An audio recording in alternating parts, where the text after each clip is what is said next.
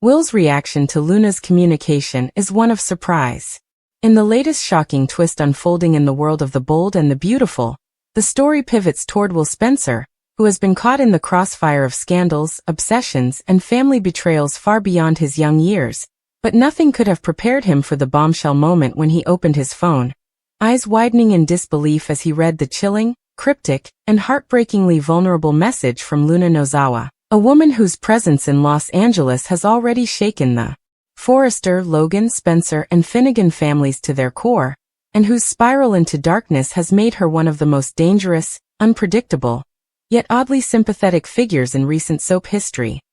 The message itself was written in a frantic but calculated tone, the kind that made Will's heart pound because it wasn't simply a confession.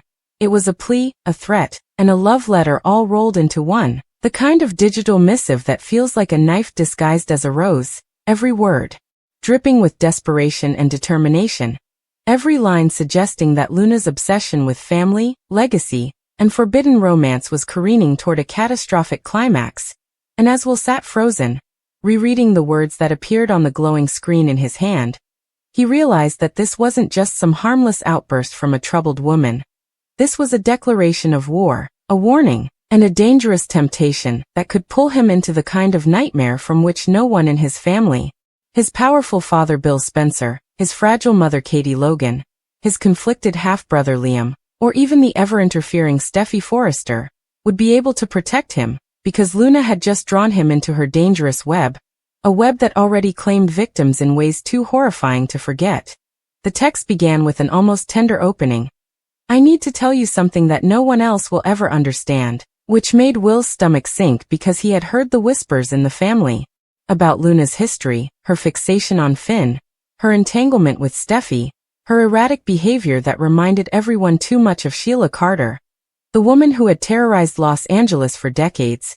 But as the message continued, it twisted into something far darker. "You're the only one who sees me, the only one who could ever save me, and if you don't listen, if you turn away from me like the rest of them, then the next time they hear my name it will be in screams and sirens, and you'll know." It could have been different, a haunting sentence that made Will's throat go dry as he realized Luna wasn't simply confiding in him. She was binding him to her fate, threatening violence while dangling the illusion that he, the youngest member of the Spencer dynasty, held the key to stopping her, an unbearable burden that left him torn between running straight to Bill and warning him about what he had just read, or keeping it to himself to avoid being accused of exaggeration, because in this family secrets always fester until they explode. And Will, though wise beyond his years, knew that sometimes silence was more dangerous than the truth. But the more he stared at the words, the more he saw Luna's pain leaking through her menace, the grief of a girl who felt abandoned by her family, rejected by love, and dismissed as dangerous without ever being given a chance to be understood. A raw vulnerability that triggered something in Will, who remembered his own lonely moments as a boy, torn between his parents, used as leverage in custody battles, and overshadowed by his father's ruthless empire and his half-brother's endless romantic disasters. And though he wanted to believe Luna's threats were just words, his instincts told him otherwise, because soap opera history has proven time and again that when someone like Luna, beautiful, brilliant, wounded, and reckless, starts issuing ultimatums in writing, it always ends in tragedy. Will's mind flashed to Sheila Carter's infamous messages and how they often preceded violence, to Thomas Forrester's manipulative texts to Hope, to Quinn Fuller's cyber schemes, and he knew this moment was part of that same lineage of madness, manipulation, and heartbreak, and as his hands shook he whispered, "What are you doing, Luna?" to the empty room, because in that moment he wasn't just shocked, he was terrified, not only for himself but for everyone she named in the message, Steffi, Finn, Hope, Liam, even his own father, all tangled in her declaration that if Will didn't respond, if he didn't acknowledge her, she would make them pay. She would make the world remember her name in blood, and what stunned him even more was the final line, one that cut through all the bravado and left him hollow. "You'll understand why I had to do it when it's too late," an ominous foreshadowing that suggested a plot already in motion, a plan that might be irreversible, and suddenly Will realized he wasn't holding just a phone, he was holding a ticking time bomb wrapped in pixels and glass, a digital letter that might soon become evidence in a police investigation. And though part of him wanted to delete it, erase the evidence, pretend it had never been sent, he couldn't bring himself to swipe it away, because deep down he knew that if he ignored this message, if he tried to pretend it didn't exist, he would forever blame himself for whatever Luna was about to do next. And so with the weight of his family's legacy pressing down on him, with the echoes of Bill's ruthless lessons about power and responsibility ringing in his ears, with the shadows of Sheila's crimes hovering over every word, Will took a shaky breath and realized that in this soap opera chessboard where every move mattered, he had just been given the most dangerous piece, and whether he chose to expose Luna or secretly engage with her would determine not just his own fate, but the fate of everyone connected to him, because this wasn't just a text, it was the beginning of the next great, bold and the beautiful saga, one that would test loyalty, love, redemption, and the very limits of forgiveness.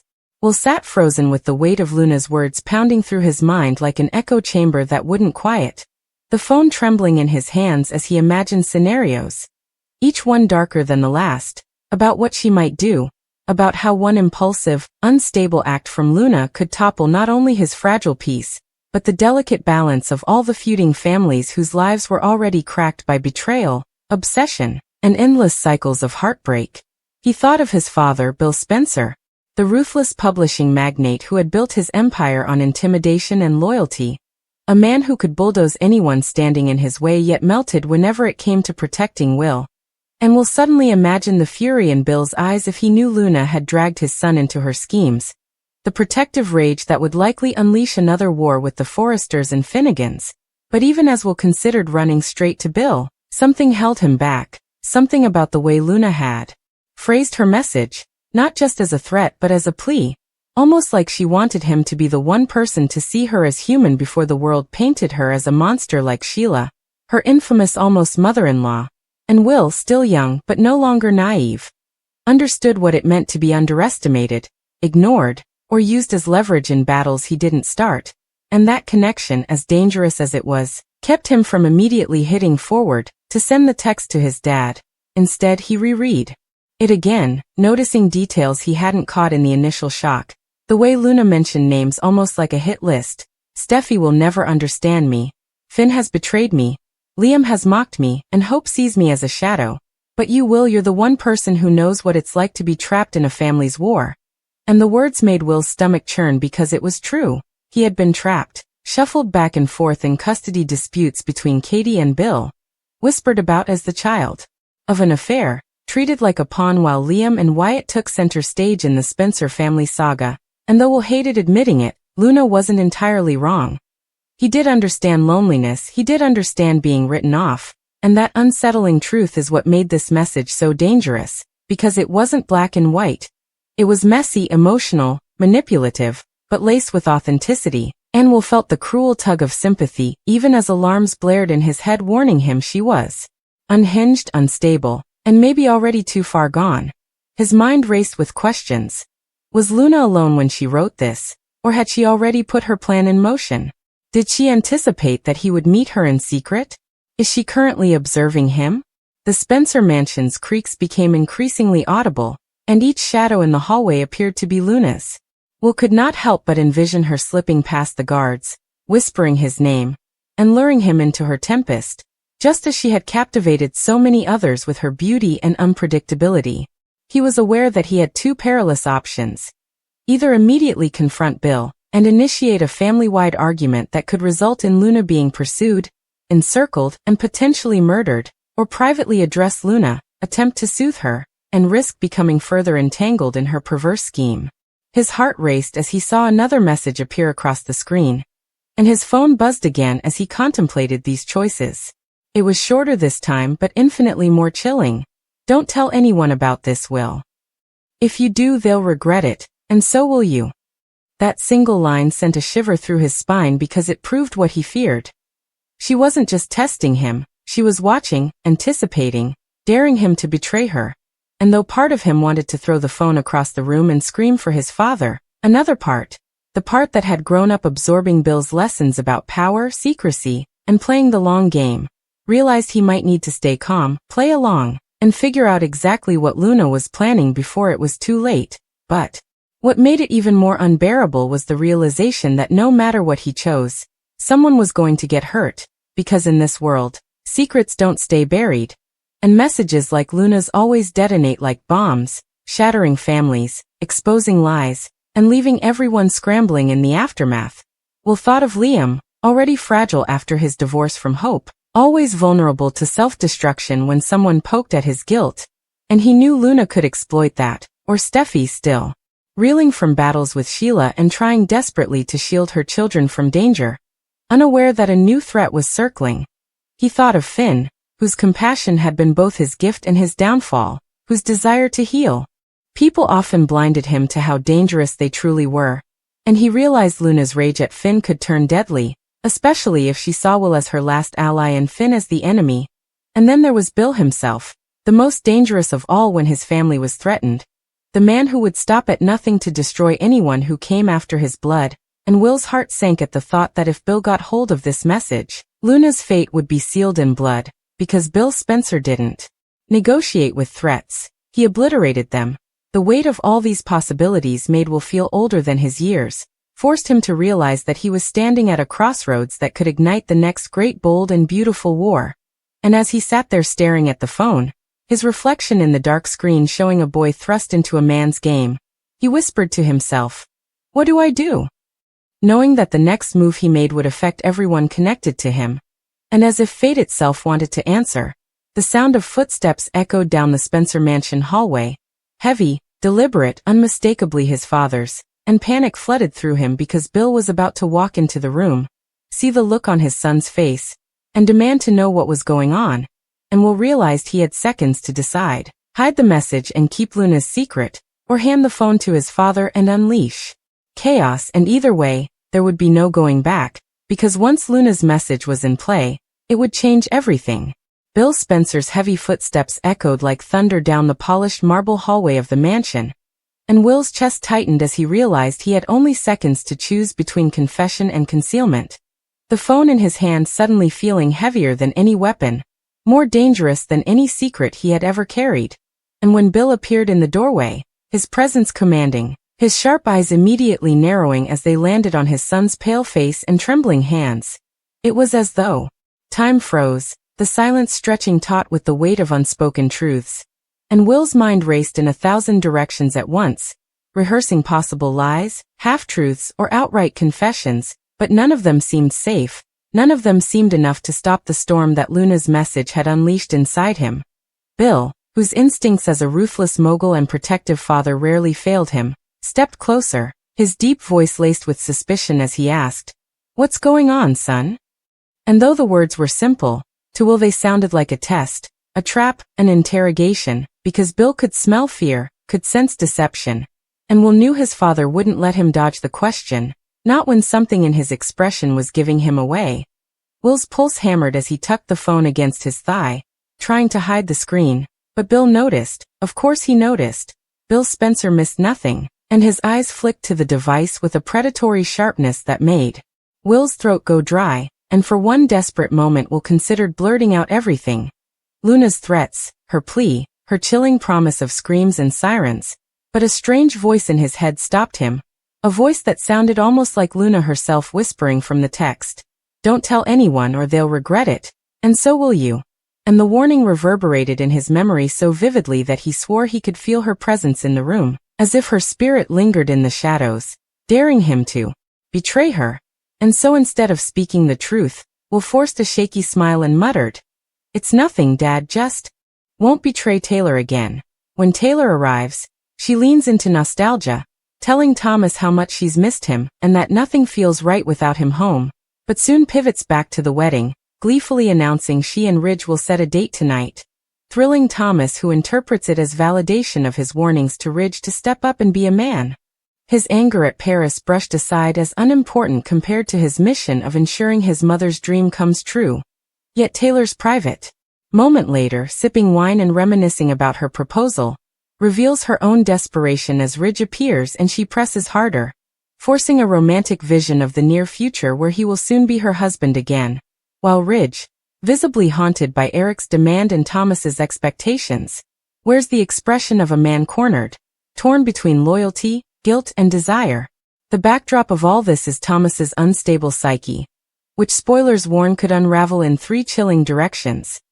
He could set a sinister trap for Brooke, blaming her for dismantling Taylor's hopes and targeting her for revenge in twisted schemes that echo his darker past, whether by sabotage, manipulation, or even kidnapping. Or his obsession with Hope could reignite, because history shows that every time his personal world crumbles, he fixates on her as both the stage is set for father-son war, as September's episodes hint that Thomas will directly confront Ridge, armed with the knowledge of his father's embrace with Brooke, and demand absolute loyalty to Taylor, igniting a showdown that is less about romance and more about accountability. Decades of Ridge's failure to choose finally coming to a head. Ridge cannot wriggle out of this time with vague promises, because Thomas has seen the betrayal with his own eyes, and his fury is as Taylor pushes harder for an immediate wedding, possibly detecting Ridge's sliding away, and Eric champions Brooke with patriarchal authority. Ridge is caught between 2 forces, his father and his son, each tugging him toward a different woman, but both demanding he finally cease waffling. The Italy promise remains the ticking time bomb, the secret Ridge and Brooke share that, if exposed, will blow Taylor's illusions apart and push Thomas into dangerous territory. If history repeats, this is where Dark Thomas resurfaces, because his pattern is clear. When his family's dream fractures, he lashes out with schemes that spiral into obsession, deceit, and manipulation, and this time, fueled by righteous indignation and emotional betrayal, he could escalate. The looming question is whether Ridge will finally choose or repeat his old patterns, but either way, the fallout will be devastating, because if he chooses Brooke, he risks permanently severing his relationship with Thomas, and if he chooses Taylor, he betrays not only Brooke but himself, as his heart has always wavered back to her. And so the cycle continues, but this time with higher stakes than ever, because Eric, Katie, and Brooke are united in their mission. Taylor is pushing with all her might, and Thomas is about to explode, and in soap operatic fashion, the entire Forrester family hangs in the balance, teetering on the verge of another generation-defining implosion where loyalty, betrayal, and obsession collide in fiery spectacle. As the night stretches over Los Angeles, the Forrester saga simmers with that unique cocktail of glamour, manipulation, and generational drama that keeps the entire family orbiting around Ridge's refusal to cut ties cleanly with either Brooke or Taylor. A refusal that has now reached boiling point thanks to Eric's no-nonsense intervention and Thomas's suffocating expectations. And while the Logan sisters huddle like seers predicting destiny, their chorus that bridge is meant to be echoing against the walls of Forrester Creations. The men of the family prepare to clash in ways that could fracture them forever, because Eric, who has spent decades as both father and judge in his sons' lives, is adamant that Ridge stop dishonoring his feelings for Brooke, while Thomas, carrying the pain of watching his mother suffer in silence for 30 years, is equally adamant that Ridge recommit to Taylor immediately and with no hesitation, creating a scenario where Ridge is not only being asked to choose between 2 women, but between loyalty to his father and loyalty to his son, a double bind that gnaws at his soul with every flashback of that Italian rescue, every lingering glance at Brooke, every tender moment where Taylor gazes up at him like a woman convinced she's already won. And it is here, in this emotional crucible, that Taylor begins pressing harder than ever, convinced that spontaneity is the answer, whispering about surprise weddings and stolen moments, promising Ridge that very soon he will be her husband again, while Ridge stands frozen, hearing Eric's thunderous demand to end this tonight, ringing in his ears, his body present but his mind trapped in a carousel of memories of Brooke, from their earliest flirtations to the boat rescue that reignited their eternal flame. And his silence is not neutrality but paralysis, the silence of a man who knows any word he speaks will shatter someone's world.